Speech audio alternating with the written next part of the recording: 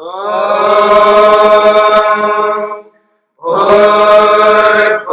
स्वः तत्सवितुर्वरेण्यं भर्गो देवस्य धीमहि धियो यो नः प्रचोदयात्।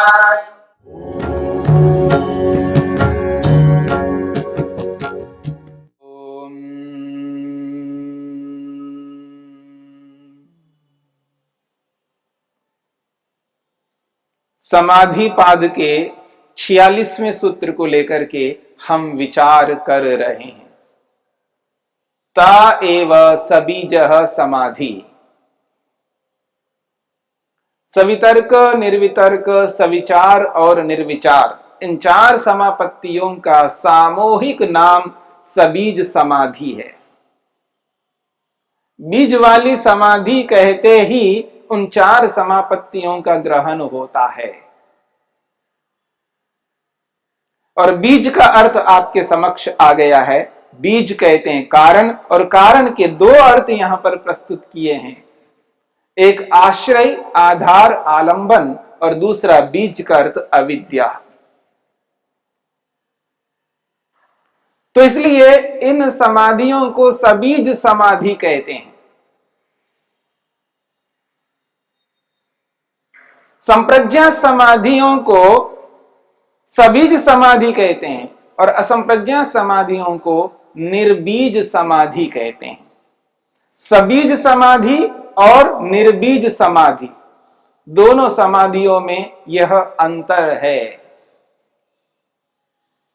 संप्रज्ञा समाधि का नाम सबीज समाधि है और असंप्रज्ञा समाधि का नाम निर्बीज समाधि है।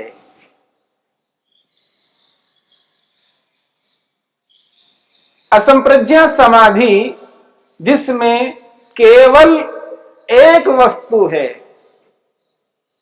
और संप्रज्ञा समाधि में 27 पदार्थ हैं। संप्रज्ञा समाधि में जिन पदार्थों का साक्षात्कार होता है वे पदार्थ 27 प्रकार के हैं। 5 स्थूल भूत, 5 सूक्ष्म भूत 10 पदार्थ हैं, 5 ज्ञानेन्द्रियां, 5 कर्मेंद्रियां 20 पदार्थ हैं, मन 21वां पदार्थ है, अहंकार 22वां पदार्थ है, महतत्व रूपी बुद्धि 23वां पदार्थ है, सत्व, रज और तम ये 3 पदार्थ, तो 26 पदार्थ हुए। और जीवात्मा, आत्मा, मैं स्वयं 27वां पदार्थ। 5 स्थूल भूतों से लेकर जीवात्मा तक 27 पदार्थों का साक्षात्कार संप्रज्ञात समाधि में होता है। और संप्रज्ञा समाधि के 4 भेद हैं जिनको लेकर अभी तक हमने विचार किया है। और असंप्रज्ञा समाधि में केवल एक ही पदार्थ है जिसका नाम परमपिता परमेश्वर है, जिसके लिए यह मनुष्य जीवन है, जिस उद्देश्य को प्राप्त करने के लिए हम जीवन यापन कर रहे हैं। और असंप्रज्ञा समाधि में केवल परमात्मा का साक्षात्कार होता है। और उस असंप्रज्ञा समाधि का एक और नाम दिया है निर्बीज समाधि। एक सबीज समाधि है और एक निर्बीज समाधि है। सबीज समाधि कहते हैं संप्रज्ञात को और निर्बीज समाधि कहते हैं असंप्रज्ञात को। और बीज का अर्थ आपके समक्ष आ चुका है। बीज किसे कहते हैं? महर्षि वेदव्यास ने इस 46वें सूत्र की व्याख्या की है, अति संक्षेप से की है। वो कहते हैं ताः चतस्रः समापत्तयः, ता चतस्रः समापत्तयः बहिर्वस्तु बीजा इति सबीजः समाधि।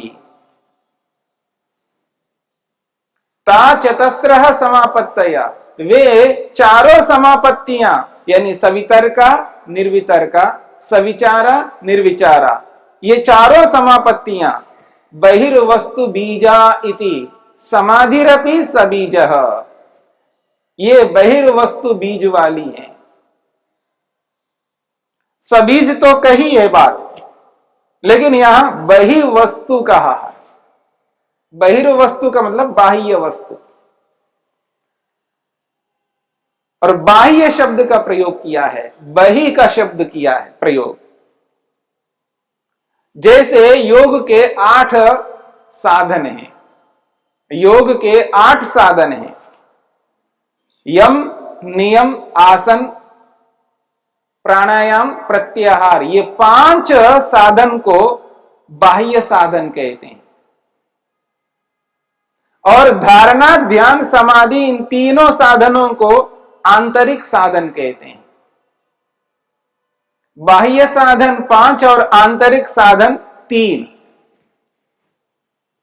तो ये बाह्य साधन क्या, आंतरिक साधन क्या है, लक्ष्य को ध्यान में रखते हुए ये बात कही जा रही है। क्योंकि बाहर और अंदर ये जो व्यवहार होता है, ये मुख्य रूप से अवयवों में होता है। अनेक अवयवों का एक समूह, एक झुंड मिलकर के एक वस्तु के रूप में जब निर्माण होता है, एक कार्य पदार्थ के रूप में आता है, वहां पर बाहर और अंदर का प्रयोग होता है। बाहर के अवयव और अंदर के अवयव, क्योंकि वहां पर अनेक अवयव है, अवयवों का समूह है। तो जहां कार्य पदार्थ होते हैं, वहां पर अवयवों का जो समूह होता है, सारे अवयव हमें दिखाई नहीं देते हैं। बाहर के अवयवों को आप देखेंगे तो अंदर के अवयवों को देख नहीं सकते। जब अंदर के अवयवों को देखेंगे तो बाहर के अवयवों को देख नहीं सकते। लेकिन अवयवी के रूप में, इकाई के रूप में एक वस्तु को तो हम देखते हैं।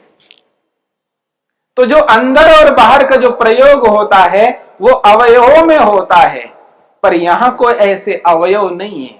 फिर भी यहां पर कहा जा रहा है बहिर्वस्तु भूता, ये बाह्य वस्तु है। बहिर्वस्तु बीजा, ये बाह्य वस्तु बीज वाली है। जब ये बाह्य वस्तु बीज वाली है तो वो निर्बीज समाधि में वहां बीज ही नहीं है, और वो अंतः समाधि है, वो अंदर वस्तु है, और ये बाह्य वस्तु है।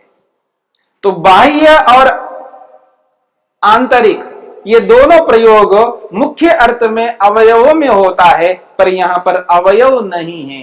फिर भी यहां पर बाह्य और आंतरिक का जो प्रयोग हो रहा है, ये निकटता और दूरता को लेकर के, किसी लक्ष्य को ध्यान में रख करके जो साधन दूर का है उसको बाह्य कहा है, और जो साधन निकट के हैं उसको आंतरिक कहा है। इसलिए 5 अवयव योग के, 5 अंग वो बाह्य साधन है, क्योंकि दूर के साधन है। और धारणा, ध्यान, समाधि ये निकट साधन है। किसके निकट साधन है? असंप्रज्ञा समाधि के। मेरी बात को समझने का प्रयत्न करना। असंप्रज्ञा समाधि लक्ष्य है। असंप्रज्ञा समाधि ईश्वर का साक्षात्कार करना लक्ष्य है। जब असंप्रज्ञा समाधि लक्ष्य है तो उसके बाह्य साधन ये 5 हैं, यम, नियम, आसन, प्राणायाम, प्रत्याहार। और धारणा, ध्यान, समाधि ये निकट साधन है, आंतरिक साधन है। किसके? असंप्रज्ञा समाधि के।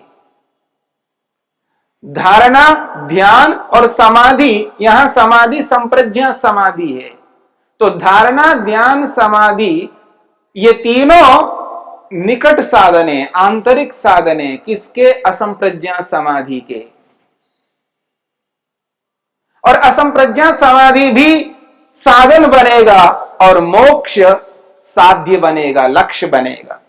जब मोक्ष लक्ष्य है तो असंप्रज्ञा समाधि भी साधन बन जाएगा। यहां अपेक्षा से साधन साध्य भाव है। तो इस दृष्टिकोण से जैसे योग के 8 अंग हैं, उन 8 अंगों को साधनों के रूप में प्रस्तुत किया है, बाह्य साधन और आंतरिक साधन। ऐसे ही यहां पर ये जो समाधियां हैं, इन समाधियों को भी इसी रूप में कहा जा रहा है, बाह्य बहिर्वस्तु बीजा। ये बाह्य वस्तु वाली हैं, बाह्य वस्तु बीज वाली हैं। ये चारों समापत्तियां दूर है, दूर की समापत्तियां हैं। और जो असंप्रज्ञात समाधि है वो निकट वस्तु है। किसके लिए? मोक्ष के लिए। और दोनों ही साधन है, दोनों को साधन कहा है। ये बाह्य वस्तु बीज वाली होने से इन समाधियों को सबीज समाधि कहते हैं, और असंप्रज्ञात समाधि को निर्बीज कहते हैं। सबीज और निर्बीज। और उपसंहार करते हुए महर्षि वेदव्यास कहते हैं, तत्र स्थूले अर्थे, तत्र स्थूले अर्थे सवितर्को निर्वितर्कः, सूक्ष्मे अर्थे सविचारो निर्विचारा इति चतुर्धा उपसंख्यातः समाधिरिति। उपसंहार करते हुए महर्षि वेदव्यास कहते हैं, तत्र उन समाधियों में, स्थूले अर्थे स्थूल पदार्थों के विषय में, सवितर्क और निर्वितर्क ये 2 समाधियां हैं। स्थूल पदार्थों के साक्षात्कार के लिए 2 प्रकार की समापत्तियां हैं, 2 प्रकार की समाधियां हैं, एक सवितर्क और एक निर्वितर्क। सूक्ष्म अर्थे और सूक्ष्म पदार्थों के साक्षात्कार में सविचार और निर्विचार ये 2 प्रकार की समापत्तियां हैं। इस प्रकार से चतुर्धा उपसंख्यातः समाधिरिति, 4 प्रकारों से इस संप्रज्ञा समाधि का कथन किया है। चतुर्धा उपसंख्यातः, 4 प्रकार से उपसंख्यातः कहा गया है। किसको? समाधि, संप्रज्ञा समाधि को।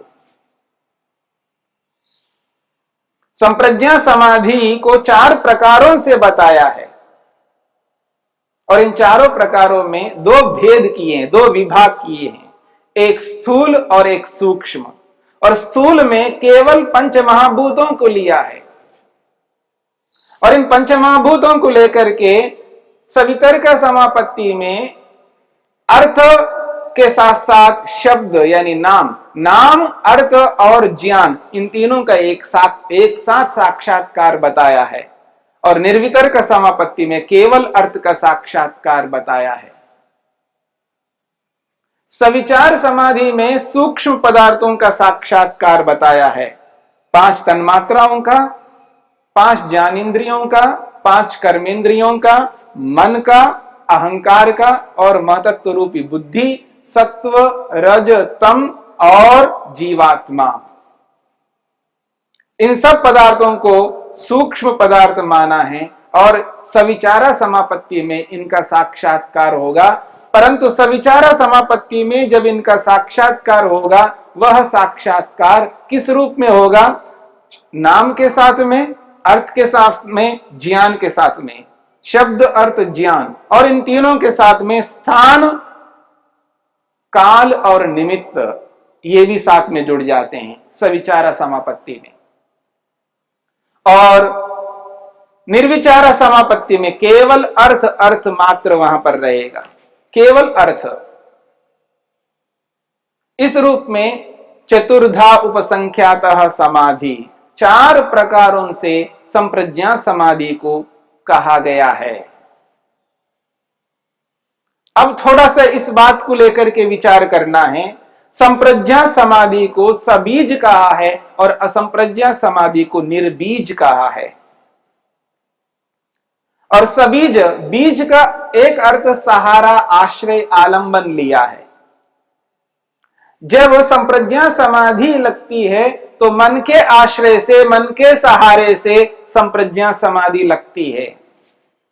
और जब असंप्रज्ञा समाधि लगती है तो उस असंप्रज्ञा समाधि को निर्बीज कहा है, यानी वहां बीज नहीं है। और बीज का एक अर्थ बताया है आश्रय, आलंबन। और वहां बीज नहीं है, यानी आलंबन नहीं है, इसलिए उस समाधि को निर्बीज कहा है और उसी निर्बीज समाधि को निरालंबन समाधि कहा है, आलंबन रहित समाधि कहा है। यानी असंप्रज्ञा समाधि की स्थिति में मन जिस प्रकार से संप्रज्ञा समाधि में सहयोग करता है, साक्षात्कार कराता है, ऐसा असंप्रज्ञा समाधि में नहीं करता। मन का काम रुक जाता है, मन साक्षात्कार नहीं कराता है, वह आत्मा स्वयं परमात्मा का साक्षात्कार करता है। ये अंतर है दोनों में। संप्रज्ञा समाधि में मन के सहारे से साक्षात्कार होता है, असंप्रज्ञा समाधि में मन का सहारा नहीं होता, मन का सहयोग उस रूप में नहीं होता जिस रूप में संप्रज्ञा समाधि में होता है। यानी पृथ्वी का साक्षात्कार मन के माध्यम से होता है। जैसे दर्पण में पूरा चित्र आ जाता है। स्फटिक मणि का उदाहरण दिया। स्फटिक मणि, बिल्लोर पत्थर, क्रिस्टल। जब बिल्लोर पत्थर के सामने पुष्प रख दिया जाए तो वो बिल्लोर पत्थर के रूप में नहीं रहता, वो पुष्प जैसा बन जाता है।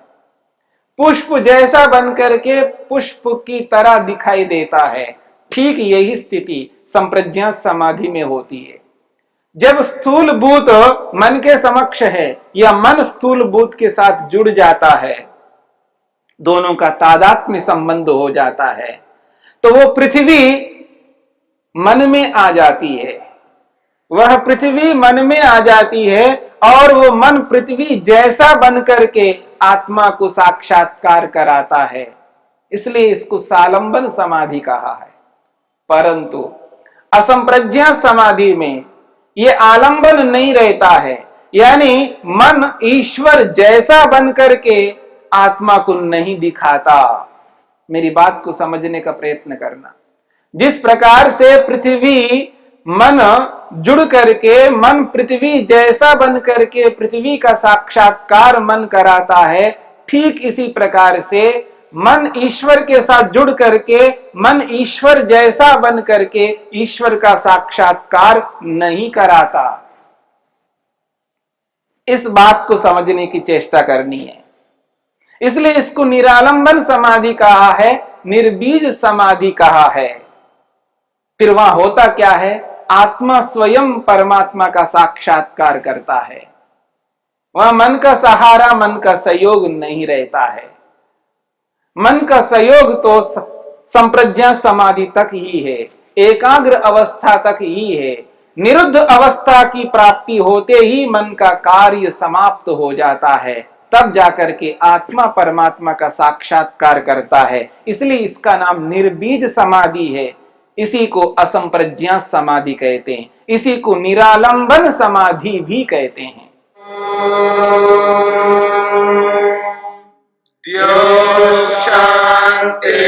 शांतिरंतरिक्षं शांतिर्पृथिवी शांतिरापः शांतिरोषधयः शांतिः वनस्पतयः शांतिर्विश्वे देवाः शांतिर्ब्रह्म शांति सर्वं शांति शांतिरेव शांति क्षमा शांतिरेधि। ओम शांति शांति शांति।